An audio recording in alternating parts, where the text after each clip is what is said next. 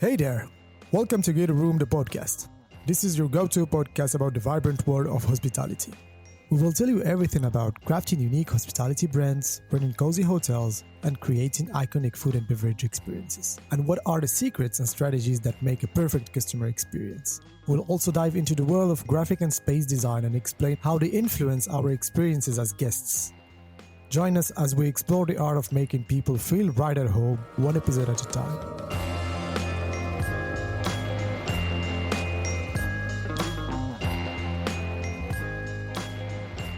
Hello, everyone, and welcome to this very new episode of the Get a Room Studio, the podcast. And today we are glad to have someone from the other side of the planet, from Hong Kong. So we're pleased to have Cosme with us. I knew Cosme a couple of years ago when we were working in an agency together, and I remembered him sitting behind his office, working on some mock-ups and artistic design in the agency. It was pretty fun, and here we are 5-6 years later, and we are interviewing him for this podcast where we can learn a lot of things about hospitality industry. Welcome, Cosme. Hello, thank you for having me. It's a pleasure, an honor. It's 8 years ago. 8 years ago. Okay, so you're pretty keen on details. You're right to do it.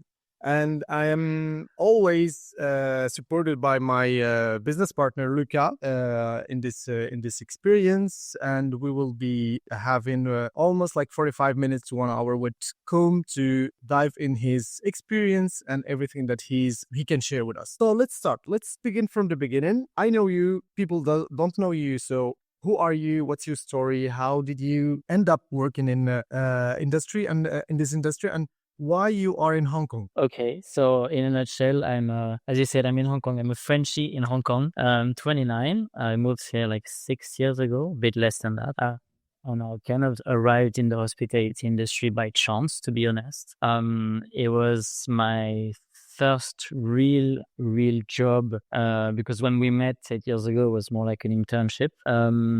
And yeah, I just was given this opportunity. I thought maybe it's the right time to explore something new, because I'd been in Paris for the past 23 years back then, and I thought it was time to maybe work in English, do something different. And I actually didn't know I was going to work in hospitality. I thought it was just a branding agency. It so happened that they had just repositioned themselves into a hospitality specific company. Yeah, so I just learned a job with them basically, and after 5 years, I moved to a new company, which is really a hospitality-focused company, which is HBA, and voilà. They are, so it's even I know, because we had a couple calls before, and you are being super modest about your background, but it's pretty much impressive, I may say. So just let us know, because these agencies, because you are talking about agency, I think people are not super familiar with what is the principle of hospitality agency, or how does it work today, and what is your role in these agencies? Okay, I'll start with the past then. So when I first joined branding agency in general, it was 6 years ago. I was an art director within a creative team, and the studio owner was the creative director. And basically, we're approached by operators and owners together to create hospitality concepts. So usually it's a new brand or a hotel that's part of a larger collection of brands that still have to be created. And we just do the work, follow the methodology of looking at the landscape, the competitors, creating unique concepts. And then depending on the scope of work, of course, we develop that concept more or less, hopefully until the opening of the hotel. And currently at HBA, I'm the creative director for the branding service. So HBA is actually a super large machine, let's say. It's 24 offices, so I'm in the Hong Kong one. And for branding, we're only 3 people global. So we have John in LA, Victoria in Barcelona, and me in Hong Kong. Here, the work is a bit different than the branding agency I was working at before, because here we're like a 360 hospitality giant. So basically, if you're an owner or operator, you approach us, you just have a plot of land, and with us, you can do the overall project, basically. So my work is only a few... So it's a sort of like one-stop shop agency that you are trying to operate, right? Yes. Well, not me myself, but I'm part of that process. Yeah. So basically, what we do at HBA is branding, lighting, architecture, landscape, F&B concepts, procurement, interior design, product design. I think I'm not forgetting anything. And then we can do it specialized. So it can be hotel, can be offices, can be retail, mixed use, could be gambling with casino. So it's an interesting company because I actually joined recently. It's been 8 months now. And it's not like what you would think of a company itself, because it's more like a network of people who can work together and who have a privileged relationship together. So we're actually very independent from a studio to another, from a team to another, if we need to be. So it's like a supporting platform, more like it. Yeah. So it's interesting. And there is a question that is like coming to my, so how does it, like, how do you coordinate everyone? So what is the starting point for a hospitality project, for instance? Does it start with the interior design? Does it start with the branding? Does it start with the concept? Does it start with like someone who is just like saying that I have this wonderful vision, or is it like I have a logo, I have a graphical identity, and then you have to roll it out and phase it into interior, food and beverage, etc. Well, honestly, I've never had one project similar to the other. Every time we start the project and the pieces of the puzzle are different, so you kind of have to play around with what you've got at the start. Personally, I prefer if there is not too much vision from the owner point of view, because sometimes it's based on a very personal experience or personal preference from them. And then we have to do some work to kind of educate that, perhaps this hotel that you're doing, it's not your private villa, it's more a hotel destined to be like booked by other people. So if you put your favorite art piece and your favorite color and the name of your wife for the restaurant, then, well, restaurant is relevant to me when I go and book your hotel.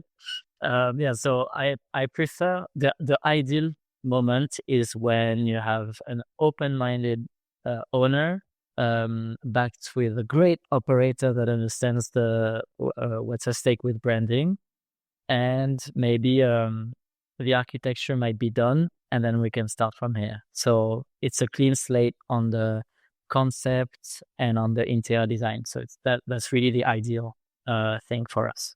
Okay, clear. And so that's because I do share your point of view about like you want to have this, like, to create this.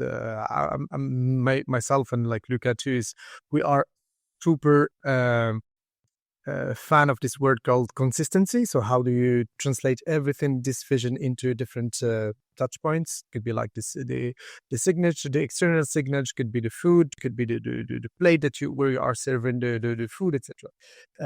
But how do you you as a creative director as at HBA in Hong Kong, how do you serve this consistency?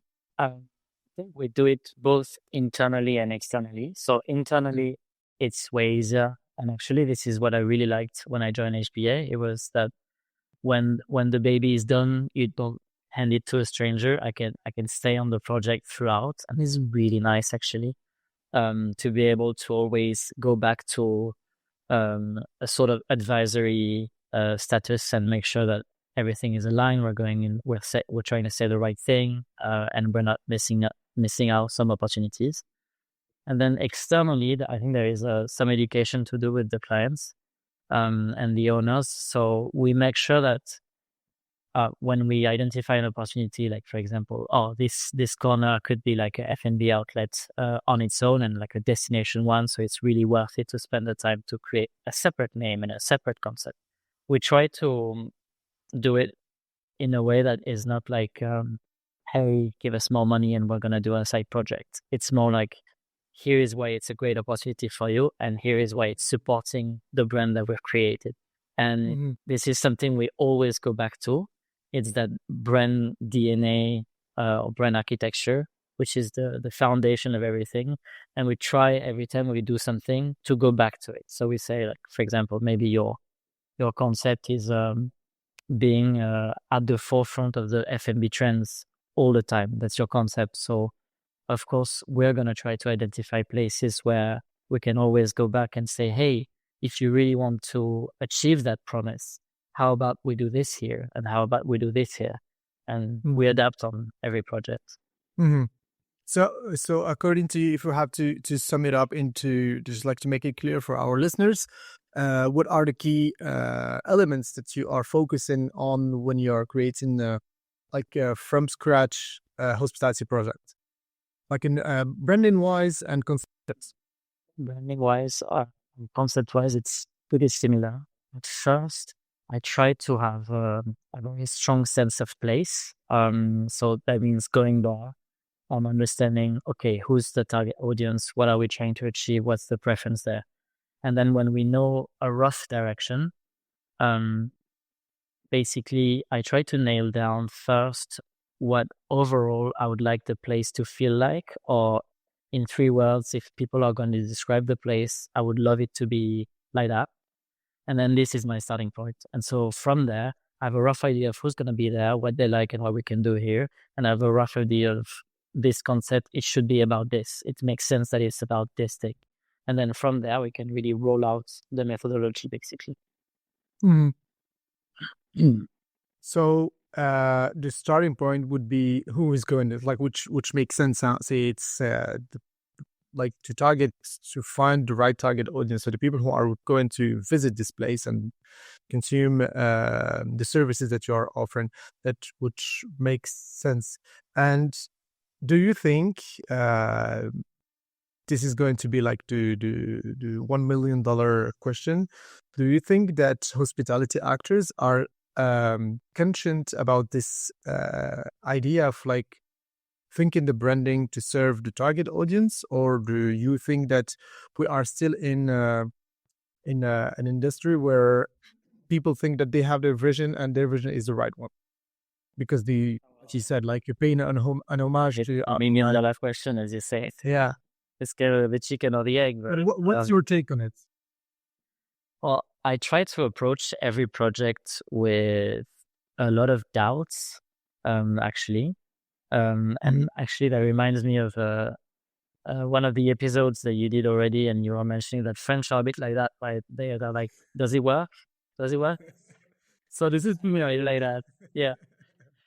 I guess I'm a bit like that. So if the owner has a vision, then great. And I'm going to be like, does it work? And then I'm going to do the work and check, okay, does it work actually? Is the target audience there for this concept? Is there already somebody on the market doing the same thing? Yeah, otherwise, I like to have an approach where it's a lot of intuition, of course. Going there helps a lot. And then it's a lot of intuition and progressing with maybe some humility. Like we check throughout if it works with people, if the target audience is reacting to it. I'll send it to a few friends who are maybe potential targets and see, do you think this is something you would look forward to? Do you think this work? Especially that my work is mostly in China, mainland China. And so I always have to check, because it goes so fast there, the trends and everything. So I always have to check, wait, is this something that's been done already, or is this a new concept? So I try to go step by step. But usually when you have an intuition of something and you're able to articulate that idea, then it doesn't really matter exactly if it's red or yellow. Anyway, you're trying to create an idea or a feeling. And if this is your starting point, you're trying to give somebody a feeling, then it should work if you're on spot, of course. Yeah, sure. So you've been saying something that is interesting. So it reminds me of, I don't know if you remember, Luca, it's the first episode with Steve, where he said it's very hard to make a second first impression when you are in hospitality. And I'm thinking about how huge are the investments are in hospitality. So when you're creating a hotel, it's like we're speaking about like millions and millions. So how can you avoid? So my first question is like, what is the most common mistakes that you are seeing in hotels in terms of design? And how do you work on avoiding making mistakes? So your methodology is like what you are saying is like having a lot of doubts, which makes sense. So it's like asking yourself a lot of questions because you are a designer, which makes sense. And we are in this approach too. It's like you create something and then you test it on people, and it's like uh, yesterday I was creating this logo and sending it to Luca 3 times, and like, yeah, this logo is like having this like a 6 on 6 check because I've been testing it on 6 different people, and I understand this doubts, but first, what are the common mistakes that you are seeing, and what is your advice to people to avoid making mistakes? Because we are talking about like millions of dollars of euros of investment in each project. Well, before listing the mistake, I have a little intro for that. I think, honestly, I try to step back sometime on the job that I do and realize that there's nothing at stake. No one's gonna die if the room is not perfectly designed, and the hotel is probably gonna be booked anyway. Maybe a lower occupancy rate, but it's probably gonna be okay. And like we see those like chain hotel who barely do any efforts, to be honest, and they're still doing fine. So my approach to it is like, I know I can do a great job, but also I know there's nothing at stake, so it's fine. Then okay, so mistakes that I see a lot is underestimating branding. But I also understand why people do this mistake, because you have these chain hotels that actually work. So it's tempting, right? That you own a land and maybe a building, and maybe there's just a logo to put, and that's it. And then you're going to be part of the booking system of that hotel, and you don't need to do anything. They have everything implemented. So, okay, why not? For me, it's a missed opportunity. And I always think like this is such a shame when I see a chain hotel in like upcoming neighborhood, and I'm thinking, wow, this could have been the next thing, honestly. Mhm. Yeah, I see. Which, yeah, and you were talking about something also like earlier, but just like trying to make sense of everything. You were talking about when in your creative process, is it like just a trend, or is it like a very consistent concept? And you were talking also about like with the fast pace of evolution and of trends in China. Yeah. Uh, how can you make sense of, is it a trend that it's going to last, or is it a trend that is going to fade away in a couple of weeks, months from now? And my second question is like, it's always a double question when I ask questions, is what is like the trends that you've been seeing lately and you like them, and what are the ones that you hate and you want them Okay. to stop? Shoot. So how to identify if a trend is gonna last or it's just for the summer? I think this connects back to how to avoid mistakes also, is that Mm-hmm. a hotel is not like doing a product and it's gonna be created 200,000 times. It's a place operated by people. I didn't know that, but I learned that actually within the first year, probably 80% of your staff is gonna leave and you're gonna have to replace them. So imagine it as a living thing, and it can adapt. So of course, the architecture is not going to change. Probably the interior design is pretty set, but maybe there are a few things, especially operation wise, that you can adjust. So I guess like our job, especially within HBA with architecture, interior, all these blocks, right? We have to identify, okay, what's a structure, and then what are things that we want to add on to it that we think are going to be relevant to this concept and that can help to promote this new hospitality concept. And these, hopefully, they are on point. But if it's not, then we can always go back to it after 6 months, 1 year, 2 years, and adjust probably. So yeah, as I said, like there's nothing at stake, so Yeah. it's fine if you do something that's not quite there yet, or if you push too hard on a concept and maybe it was just a short period trend.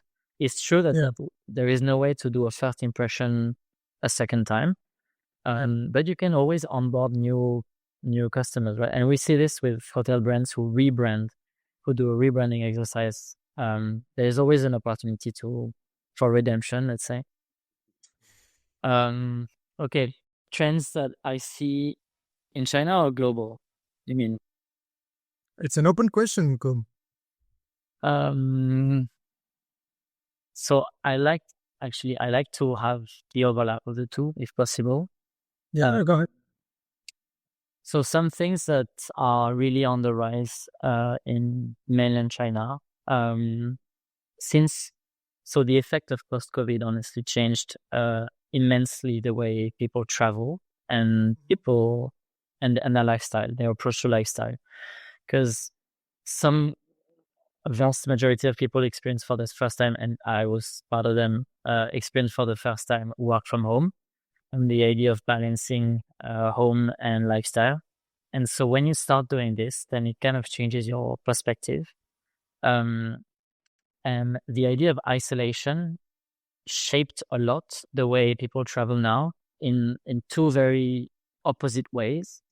So what I see is that there is a crave for what I call togetherness, community, but not necessarily community, because this is more commitment, but just the idea of being surrounded with other people and being in contact with other people. And then we see this offline togetherness also coming together. So maybe people meet for run clubs, or you have parties that are organized with no phones allowed. In Hong Kong, it's becoming quite a thing here. There are a few parties who are like that. I don't know photos. I don't know phones at all. Yeah. So it's being surrounded by like-minded people, privacy also, like.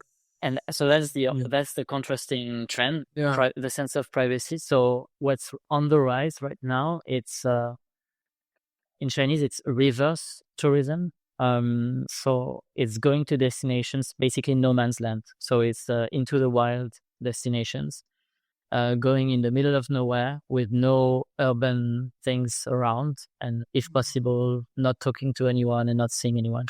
So you have these little pods of privacy that are quite far away from each other, and you're just surrounded by nature and just in contemplation. And this connects to another trend, but this is like for the past 5 years, I think it's been on the rise. It's the idea of wellness, but mental wellness, and like mindfulness in travel. Yeah, it's called, like, it's just getting back to the nature of human beings. Like, you want to be with people who you like, and you don't want to, like, to get notifications all the time. But this is I think it's like, at some point, it's not proper to China. I think it's a global trend that is happening, because we can see it's also here. So when we were speaking with Charlie in the third episode, he was talking about like community marketing also. He's like, on the marketing wise, he was saying that, like, yes, like what you're saying is running clubs, yoga classes, and these kind of things are shaping also the future of marketing. And I'm sure that from now on we'll start seeing like community hotels also, and they started like doing them for younger people. I think from what I see, like Accor say creating this Joe and Joe experience in France. I don't know if you are familiar with it, Cobb. Not, but it's a sort of auberge espagnole. Okay. When you can like go surf, and you are like sleeping with 16 other people surrounding you. I think it's like for younger people, for youth, but for people like us who are in the middle 30s and going to 40, I think it's like these are trends that are going also to be on the rise. Like when you have first kids, first child, or having kids, and you want to be surrounded with people without like having to rent this beautiful and huge villa in south of France to be with your friends, to have like a facility where you can have this way of life happening. You can go for your yoga classes, running, playing music, whatever, wellness, etc. But I do agree, it's reshaping. I think we are living something that is reshaping in all industries, and hospitality has to take their part of it. But it's interesting because I'm always been fascinated on how we can, and this is our job also, Cov, is how we can take a trend, take your vision and your work and turn it into experience, and without making it like a superficial experience. So how do you think, for instance, if we take this example of trends that you've been talking on, how do you turn them into a guest journey, for instance?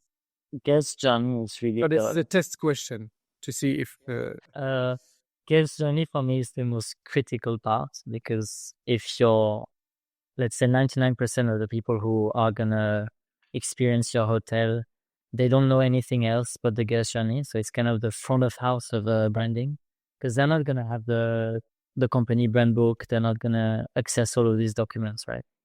So guest journey is maybe the moment where I spend the most time on it. And how do you make these experience authentic? Well, I wouldn't, even though I love some of these trends, I wouldn't put them in a guest journey if they're not relevant to that specific project. So I think that's the starting point. And usually I go back to it in the guest journey. So at first I'll look at the very beginning of the project, I look at the master plan. And this is where we said earlier, what feeling do I want this project to be? So I look at the master plan. I know I did my research on the place, and then I try to identify maybe 3 to 10 signature touch points. So not looking at the overall guest journey, but just identifying a few things that for me are the most important things to do. And I think on the guest journey, can you just explain, because you said something that I'm not familiar with. It's like, what is the signature touch point? Yeah, touch point is where you're how to say. I have a brand book, a brand architecture, everything. These are words and concepts, and mostly anyone who looks at this is like, this is bullshit. Touch point is a very concrete thing that captures maybe a few words from that, and that makes it into a very concrete experience. So it's a moment where guests and users are really touching the brand. They're not just reading about it, hearing about it. They're right in the middle of it. So these are touch points. An example, there is this, Marriott always uses this example, so I'm going to use it as well. The Barcelona hotel called Cotton House, which is I think it used to be a cotton factory. The scent in the hotel is cotton flower. So this is a touch point, because it's a choice that is made on something experiential that talks about your brand. And so I tried to have, so this is a signature touch point, literally, because they know the scent is going to be important, and it's going to be a way to talk about the brand. And so this is where what I try to do at the very beginning. I'll identify maybe 3 to 10 things that a guest is going to experience at the hotel, and that are a way for me to tell the story of the brand without being too literal. And so it doesn't have to be all of it at once, right? I can be, hey, here is this layer of the brand. And then they go throughout the journey, and then at some point for turn down, hey, look at this little story about the brand. Or they try something and the menu has a specific chef's menu that is about the concept.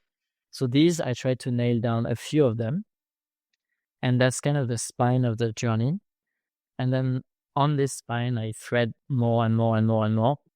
But then it comes to the operation team to get inspired by all of these propositions and understand, okay, this is what we do first here. This is not urgent. This is really the core. This we can do, this we can't. So this is how I craft the guest journey, basically. Which it's super interesting, because it's a huge work, and it takes a lot of energy and work to make everything, like, again, we're coming back to this consistency. It's like how you can translate a brand concept into an experience, and how you say it, like, it's the touch point with the example of scent.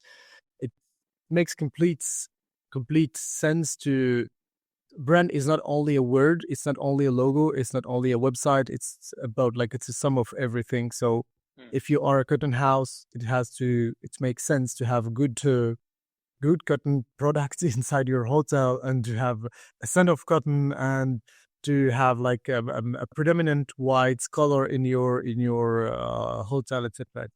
So it makes complete sense. And it can be really subtle. For example, the cotton house, it could go as far and as subtle as having all the amenities printed on a paper that is highly cotton fiber in it. So these, honestly, you have 70-90% of the people who won't notice, but you have this little amount of people who will then see it and become almost your brand ambassadors when they see the work that's behind it. And this is where it's important to identify, okay, what are the core signature touch points, and what are some things that are so small maybe no one will notice, but it participates in creating this overall constellation of touch points that make a brand. so you are at some point you are moving from like a marketing as a brand with this wording, with concepts, etc., into more craftsmanship thing that is more. This is like what people are looking for. Also, is like more authenticity in terms of experience, and it reminds me of haute couture brands where you have like when you buy one piece, you have different items that show you that this piece is unique. So it's either it's a limited edition, or you have your name on it, or the name of the designer on it, etc. So it's pretty interesting to see that the guest experience. It's not only about having a great lobby and a welcoming people around you, but also it's about what do you see, what do you feel, what do you sense, what do you hear, etc. as a music. So it's pretty interesting to see how you. And we were talking with a interior design a couple of weeks ago, and she told us that what she is doing is she's specialized in she's our next guest also on the podcast, and she was saying that what she's doing, it's not at some point she's not considering this as interior design or space design. She's calling it marketing in space. Which when she said that, I said like, yes, definitely, because when you are sending ads, creating a creative campaign for a brand, you are looking for a feeling also to ignite a feeling in your consumer head or heart, whatever. And when you go to a place, this is also what you are looking for. It's like to create this feeling, and you've been putting some emphasis on the word feeling, create this feeling, and this, and it's at some point it's like it's matching the two visions. It's super interesting. All right, so I have a question for you. If we have to take only one element, an element of design or whatever, a space, a touch point, as you said, that has more or the most biggest impact on a guest experience, what would it be? Only one. Impossible. It's a second test, Cosme. Cool. So I should say the arrival, right? Because it's your first impression, and if it's terrible, then you're gonna read everything that's gonna happen to you next in the hotel as something terrible, or you will expect something terrible. So I should say that. I'm not gonna say that.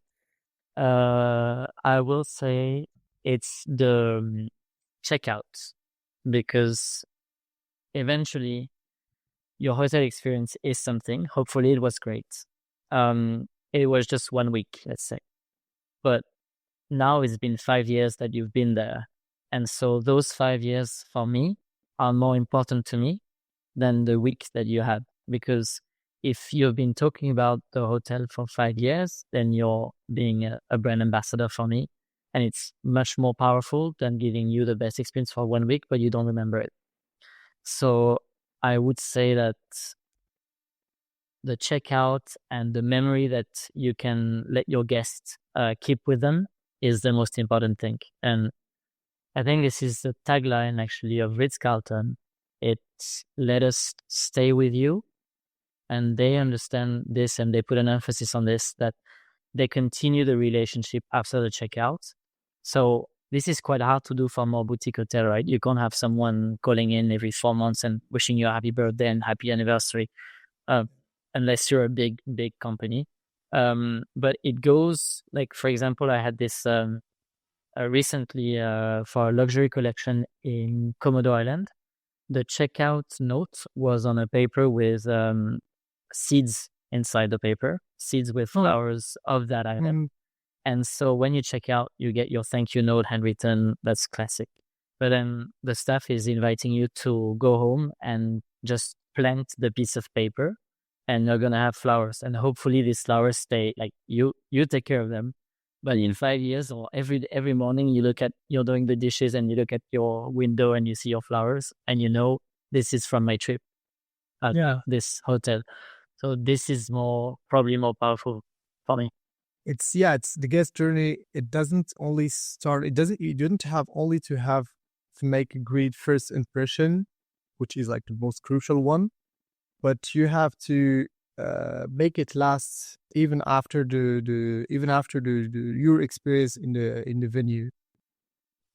Yeah, and I think this is something working in China. I'm quite sensitive to that. It's the social currency, kind of, that every time I try to, because if you go to a great place, but you can't say anything about it, or you couldn't take a nice picture of it, then have you been there, actually? So because your network kind of, it's a very human thing, right? Your network you're happy to share an experience with friends, and that's why Instagram exists or Facebook. So this is something I always try to keep in mind, is creating those opportunities to create memories rather than just experience as well. Yeah.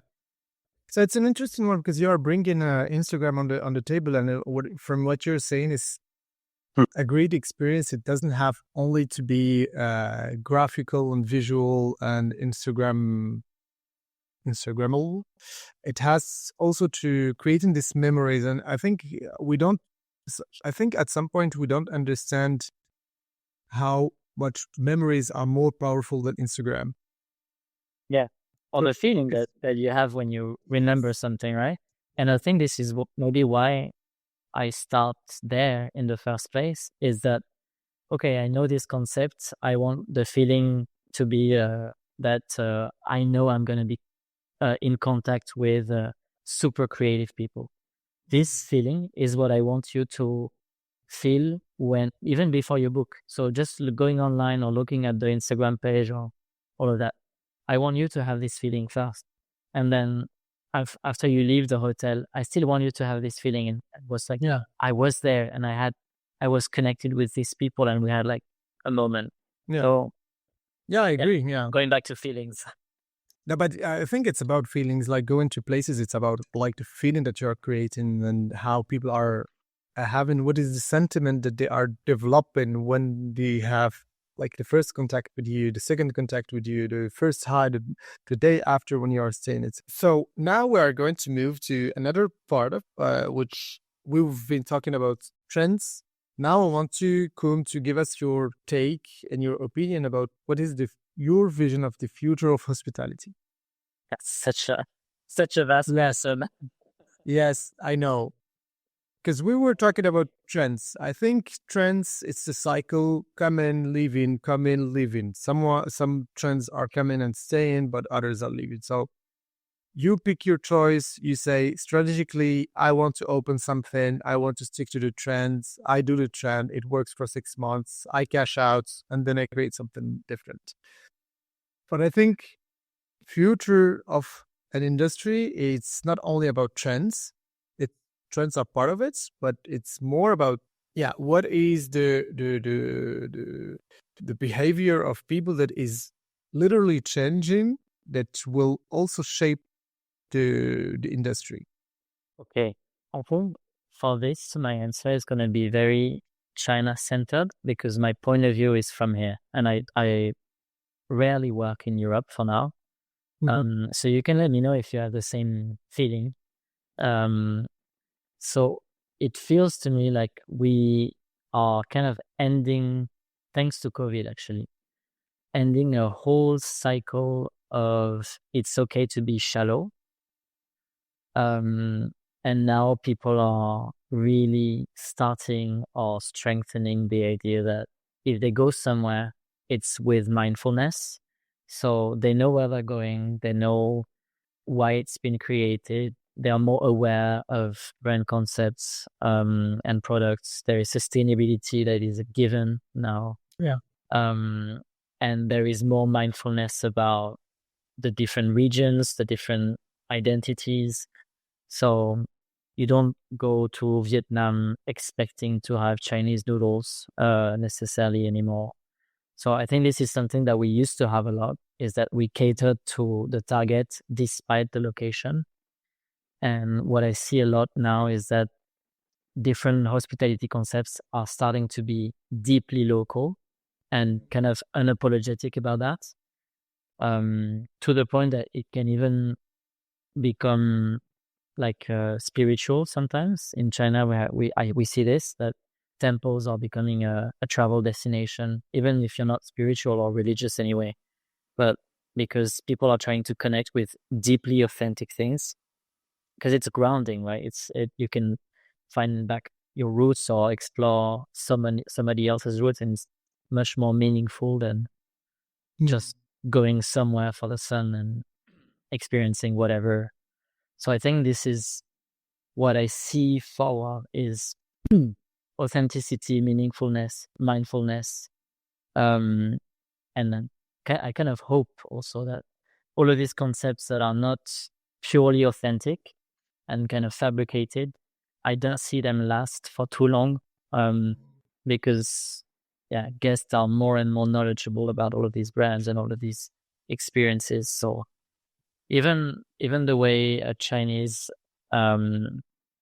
traveler is going to Paris now, thanks to Emily in Paris, they have actually a very clear idea of what is local and what is meant for tourists. So it's something that I really look forward to, actually, is those concepts where you can really be unapologetic about your concept, and it's okay, it's not going to please everyone, but you still find a community to push that. Yeah, it's very inspiring, because it's you are, from my understanding, it's like you are saying that your experience in hospitality should be more individual and more like related to yourself, instead of like following a trend. I have to go to Thailand because there is this beach and I have to see it, blah blah blah. It's more going somewhere where I am going to experience feelings, as you were saying, Com, more than like going there for the Instagram shot that will make me famous maybe later. I mean, it's still a bit of that, to be honest. Yeah, but and those destinations that are purely landscape, those destinations are purely a landscape, and it's nice to do a picture there. They will always exist, and it's still a nice thing. But going to a city, for example, it's more for urban destinations, maybe. People would expect to have something deeply authentic, and I think this is why brands like operators like Hyatt, Marriott, they're pushing those collections, like the luxury collection, Unbound, Tribute, Autograph, because they understand that there is more and more appeal to those concepts that are like a snapshot of the place. And this is, again, it's post-COVID, those trends are really emerging in China, but the scaling down also is a huge thing. So understanding that when you travel somewhere, you're going to have a snapshot of maybe a few streets around the hotel and not necessarily the whole neighborhood of the whole city. And people are really creating that. So we see a lot of these neighborhood hotels. Indigo is opening a lot of hotels in China as well, because that's really their core principle. True. So we still have 10 minutes. We have to move to my favorite part. So it's the snap questions. You have, the rule. You have to Standard. answer as fast as possible. So the first one is like to ease you up in the exercise. Are you more tea or coffee? Coffee every day, twice a day. Twice a day. Okay. What is the best hospitality concept, like you say, do you experience in this year, let's say, because we're pretty much advanced in the year. It's not new, but it's the best I've been to this year. Was the Standard Bangkok. Okay. Really amazing take on luxury living and casual luxury and understated. Okay. It was honestly great. Okay, so it's considered Standard is considered as a luxury one. Yeah, it's high luxury. Okay, but it's it's because it's in understated. Yeah, in Europe, I think it's like more considered as like in the same segment of like the Hoxton and the Tribe. It's not like super luxurious, but it's perceived as luxurious in Bangkok. Yeah. Yes, to my knowledge, it's one of the they produced. Interesting. I think they call it understated luxury, something like that. I'm not sure. Okay, so it's like the best. Anyway, luxury or not, I loved it. And what is your favorite design element in a hotel room? Trays, like vanity tray, welcome tray, checkout tray, all the trays. Oh, so you are more of a luxurious person. Just like any hotel will have a note and a fruit and a thing on a tray when you arrive, right? Yeah. So true. This is like favorite. What is the best city that you could advise us to visit if we are looking for inspiration to design a hotel, for instance? I'm gonna preach my my church with Hong Kong. Honestly, here we have a snapshot of some of the best hotel brands, so you can easily look into many different concepts and many different takes on the same city. So it's really interesting to see how one place can diverge into all of these brand expressions. And then we also have some smaller operators that are doing great things here and that I would love to see in other places. So yeah, Hong Kong. So you say it's like Hong Kong is like a place of it's an innovation lab in terms of hospitality. Maybe not innovation lab. Maybe not innovation, but it's a gathering of enough hospitality concepts that it becomes a really interesting place to be in. Okay. Moving to your personal vision. So if you have to describe your design style in one word, what would it be? Well, I think we said it many times. Feelings. Focused on feelings. Yeah. So ignites feelings. Making sure that we're or sensory, one or the other, but making sure we are providing the right experience and feelings. Okay. Your next travel destination? Paris. I'm going home for the Olympics. Cool. You're welcome back. Thanks. And the last question is, what is your definition of hospitality? I would say... Don't say feelings. No feelings. No feelings there. No, not feeling. Being more comfortable than at home. More comfortable than at home. Okay, so it's like when... Okay. And okay, this one we never had it look yet. So it's like restaurants, to be honest. It's like, you go somewhere where you need to eat better food than what you can cook yourself. Well, I don't know if you had this during COVID, the staycations. Did you have this? People going in a hotel in your own city. So this in Hong Kong was a huge thing. I think hotels were struggling with occupancy rates. So they created packages specifically for staycations. And it's great, actually. Like during the weekend or even during the week, you go there. It's much nicer than in your own house. It's great. Thank you, Cosme. It was like really a pleasure to have you with us. We learned a lot of things. we learned that you are obsessed with feelings. So it's for a designer, it's super important, I may say, and a designer working in hospitality, it's much more important. I learned, like, personally, to be honest, I learned a lot of things. Thank you for that. I hope you enjoyed it also to be with us. I'm learning a lot myself also. I didn't know I had so many feelings towards hospitality. So last question, do you have a word to conclude, like a piece of advice or anything that you want to share from the bottom of your heart to conclude this episode? A piece of advice. On the other episodes, they always say that you have to be passionate about hospitality, and they all are. I think not necessarily, actually, and anyone is welcome to join this fun adventure. I was not passionate about hospitality when I first started doing this, and it just takes a bit of like maybe one project, and you can actually already get a strong understanding of what's the whole process. So it's more approachable than I think. What do you think? People like to show it. Cool. So how can our listeners stay in touch with your work, your news or HBA news work? LinkedIn is the best place for HBA, I think. Anyone is. I answer all my messages on LinkedIn, so you're welcome to drop notes. Okay. Yeah. We will test you.